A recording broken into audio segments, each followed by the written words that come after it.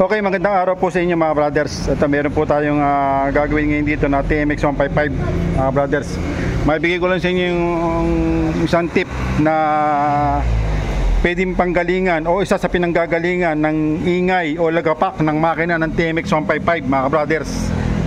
Ang ating TMX 155 mga brothers ay maraming pinanggagalingan ng lagapak ng makina. Ayan. Ngayon ito, mabigyan ko lang kayo ng isang tip na napakahalaga. Kasi po ito mga brothers, dinala sa atin dito, maingay yung makina. Dumayo po ito taga Mandaluyong City. Ito si isa natin subscriber na dumayo sa atin dito para ipaayos yung kanyang motor. Ay maingay po, malagapak at tumatagas yung langis sa magneto. Ngayon ang ating binaklas mga brothers, ang isa sa nakatating problema yung kanyang push plug holder. Ito mga brothers. Ito po kasi mga brothers ay putol. Ngayon, pag ito pong push plug holder natin ay putol o hindi maganda pagkakalagay dito sa ating ilalim po, dito sa ilalim ng kanyang crankshaft, ay isa sa panggagalingan ng leak ng oil. Kaya po magtatagas ng langis dito sa ating magneto. Ayan. Ngayon, ang isa pang magiging problema niya mga brothers, magkakaroon siya ng lagapak sa makina na mapagkakamalan natin na palit connecting rod o palit pa ng mga bearing sa loob ng makina.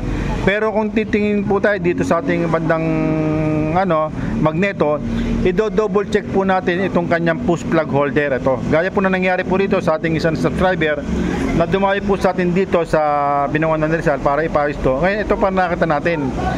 Ayan, nahirapan po tayo sa pagtanggal ng kalahati sa loob kasi po naiwan. Ayan mga brothers. Kasi po ito mga brothers, pag ito po ay hindi maganda pagkakalagay, isa po sa panggagalingan niya ng lagapak ng makina, maingay. Ayan mga brothers, parang may katok ang makina mga brothers at talagang malakas. Ayan, nung dinala dito talagang maingay. Ngayon ay nung kinuha natin, nadukot natin yung loob mga brothers, ito naiwan po ito sa ilalim sa loob na hirapan tayong kunin. Kasi po ito ay ang nangyari dito mga brothers ay dinikitan lang nila ng pandikit. Ayan mga brothers, at saka nila tinurniluhan. Ngayon, nung atin tinanggal, ito nga po putol. Ayan po ang tatandaan natin mga brothers, na dapat ito ating push plug holder, dapat alam natin kung paano ang paglalagay nito at saka paghihigpit mga brothers. Kasi ito, may technique po rito kung paano maglalagay nito. Itong ating TMX 155 na dumayo sa atin dito mga brothers. Ngayon, nakakuha tayo ng spare sa natin ito, sa ating bodega mga brothers. Marami naman tayong makina doon na pwede nating kuhaan ng pyesa kung sakali. Kasi tayo, namimili tayo ng makina ng motor para pag nangailangan tayo ng pyesa, doon natin kukunin. Ito, sasalpak tayo dito. Hindi po pwedeng magsalpak tayo ng kalahati lang mga brothers Hindi pwedeng putol na ganyan, may iwan loob to tapos to itatakip lang natin. Hindi pa pwedeng ganun mga brothers. Kailangan buo siya na ganito. Okay? Tapos tong o-ring, lalagyan nyo po ito ng maayos. Kung gusto nyo, lagyan nyo po ng sa loob, teflon. Bibili kayo ng teflon, 10 piso lang naman yung teflon, para mawala po yung tagas ng ating push plug holder. Kasi po ito isa po ito sa pinanggagalingan ng pagtagas sa magneto.